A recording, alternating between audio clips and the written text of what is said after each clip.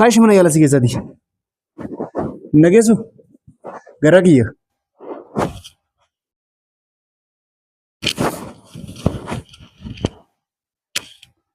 Kaayi mana yaalaa si keessatti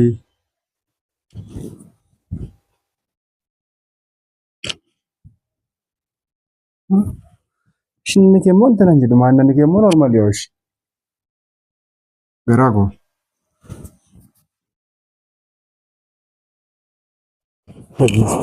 Wal jadhiinsi ijaaramaa innati. Ashama harka fuudhe akkam jirtan hordoftoota chaanala keenya kan taatan marti keessanuu nagaa rabbii lafaaf iddoo jirtanitti isiniif haa baay'atu. Akkam turtan akkam sa'a kana keessanii nuti nagaa guutuurraa faa qabna nageenya nu bukkee ture isin birallee haa jiraatu. Isiniin jechaati namoonni chaanala keenya faraa taatan subscribe like gochuudhaan maamila keenyatti dabalama. Kan maamila keenya turtan immoo hanga yoonaa yaadawwan garaagaraatiin nu deeggaraa turtan galatoomaa galata guddaa nurraa qabdan isiniin jechuu jaaladha. Deebi'ee dhufee jira obboleewwan kiyyaa baay'een keessanii yaada qabdanirraa akkuma dheengadda warri keessan dhuftanii dubbistan isin jirtanii warri isiniif deebisee isin jira warri isiniif hin deebisinis immoo hin jira ifama isiniin jechaati xiqqoo gedduudhaan guyyaa tokkicha kanaaf baay'ee tokko gar malees miti garuu immoo waan xiqqoon na mudattee turte sunis dogoggoruma koorraa waan ta'e achi ka'ee mana yaalaa waan tureefiyyuu isiniif deebisuu hin dandeenye isiniif hin deebisaa obsaan eeggadhaa isiniin jechuu barbaada. Egaa maal isiniin jechuu barbaade tananii irra deebi'ee dhufee jira. Innis maaliin deebitee dhufte jechuun keessanoo gidiraa hojjechuuf fananii gidiraan sun maalidha Isaayyaasii rifaasisuuf fananii yeroo baay'ee irratti hojjedhu akkas fa'aa kanatti deeffadhu faana hojjechaa turtanii nan deeffadha yaadee ture guyyaa baay'ee achumaanan haasaa biraatitti goree jechuudha. Kanaaf irraa deeffachuu kan jira maalidha walumaan laaluu jirra. Irrifata garuu baay'ee sirfachuu baate xiqqoo irrifatadhee yaada. Achi ka'ee immoo akka inni aaru nan beekaa jechuudha walumaa galaa. Maal fakkaata viidiyoon walumaan arguu jirra hangasitti nagaan nuuf tura amma hin jiru dhufaa jira ogguun dhufeettiin kaameraa kudhoskee sirreeffadheen isin eegaa mee walumaan arguuf jirraan isin jedha.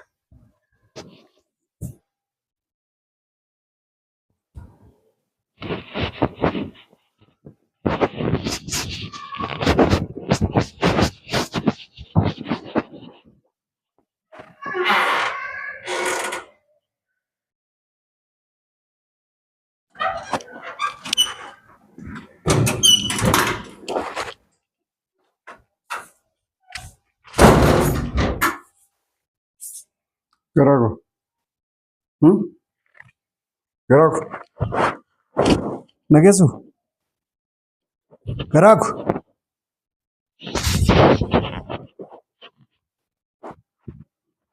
Garago. Yes.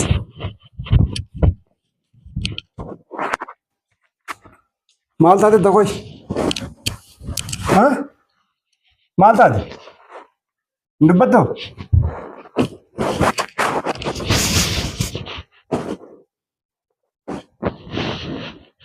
Maal taatetta? Maal taate? Maal taate? Lafa xaariyaan.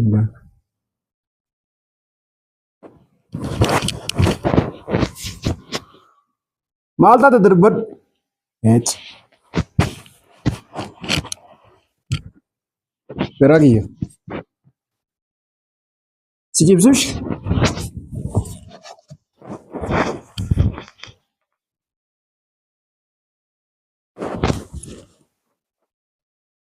Maanni maal taatetta?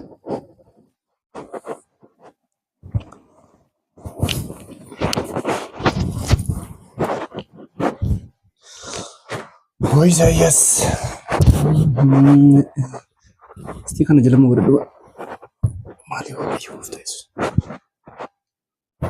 Maanni qormaanni kun garuu qoyi. Maal taatetta qoyi maal taate maal rakkatteti? Haa? Kaashi mana yaalaa si keessatti nageessu garaa kiyya.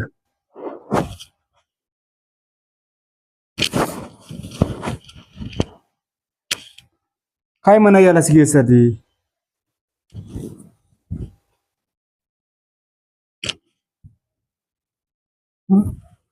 shinni kee immoo intanan jedhu maannani kee immoo normaali yoo ishi garaa koo.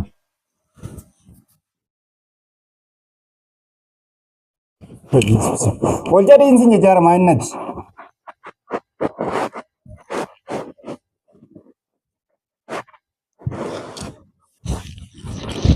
Hachalu maanni maal taateetti?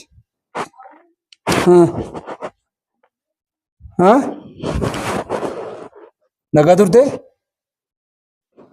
Yoom gaafatte ati fiigee raftaati si jammar. Kootu burcuqqoo naaf deemee mirindaa kana qicabee erga yoo deefi.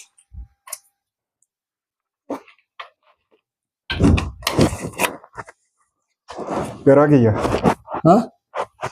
Bareedee ol jedhu.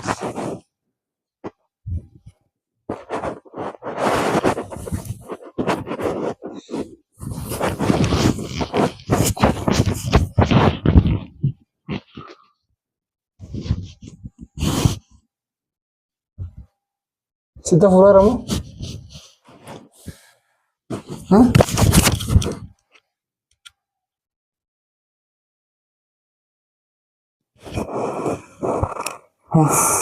Nunggu beti.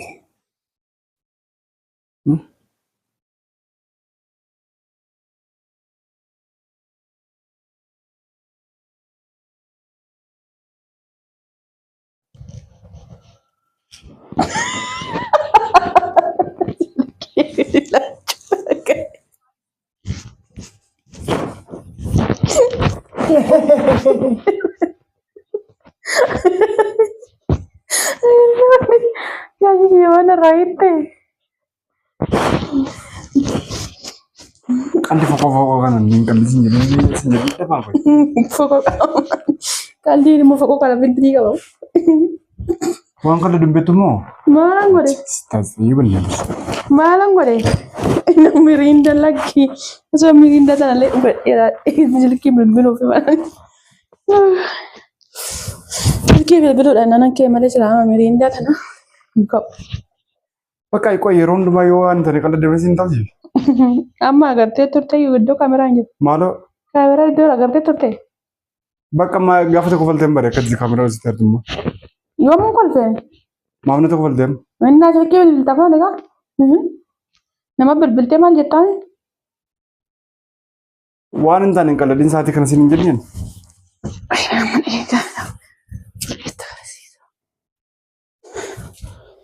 Wayne naate. Sila gaafa dhukkubsattu dhukkuba kan kee ni maddu. Inni gidiraa hojjechiisu mannen. Uffay mataan kan kooyyee malaaxate. Gidiraa wantoota nama laadhase. Mee goota saayam. Uffay. Jirgi bilbiluu baate. Hojii bilbilta maal jettaan? Kalee mana yaalaa nageessite har'ammoo maal taateettaan? Fudhaan bee jirgi hojjechaa. Goota isaa ishee asaan bareededha. Wayne. Baay'een gaggabsadheen garuu nan kolfee dafe. Silkii bilbilee nama natti yaama fananii. Maaliif kaleessa isa kan haati bilbilee nama natti yaamee mana yaalaa waan naqeefu.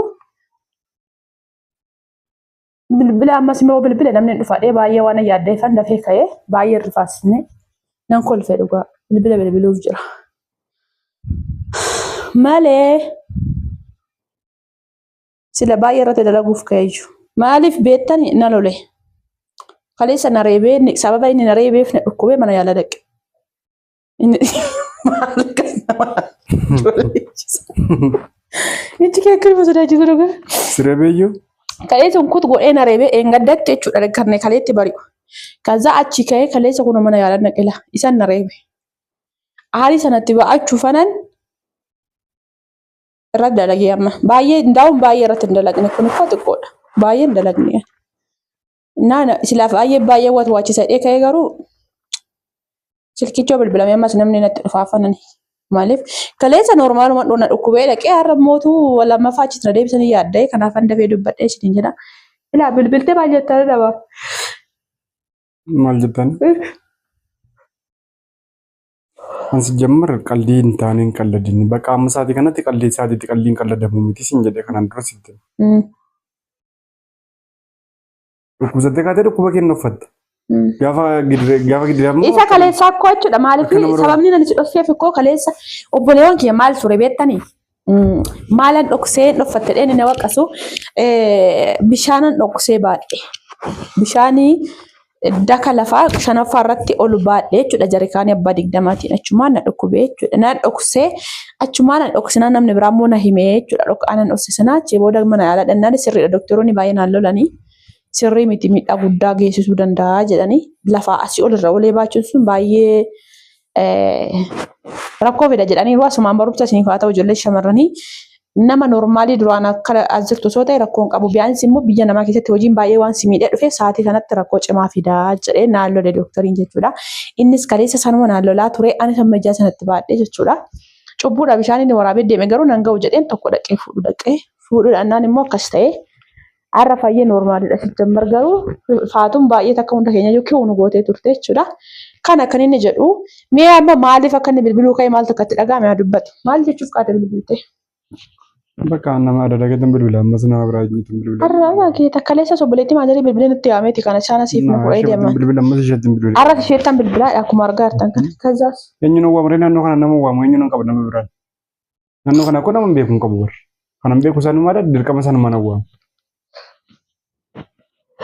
Baay'ee sirrifaas dabbarre. Baay'ee sirrifaasifne. Osoo waan gigim jedhee maal taata?